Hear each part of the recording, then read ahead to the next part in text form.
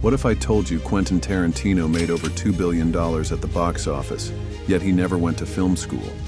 From the blood-soaked brilliance of Kill Bill to the genre-bending genius of Pulp Fiction, Tarantino's movies didn't just make headlines, they made millions. And the man behind the camera? He earned up to $20 million per film. But not all his films were hits. Death Proof stumbled, even as Django soared past $425 million. Stick around as we reveal, how much did Quentin Tarantino make per movie?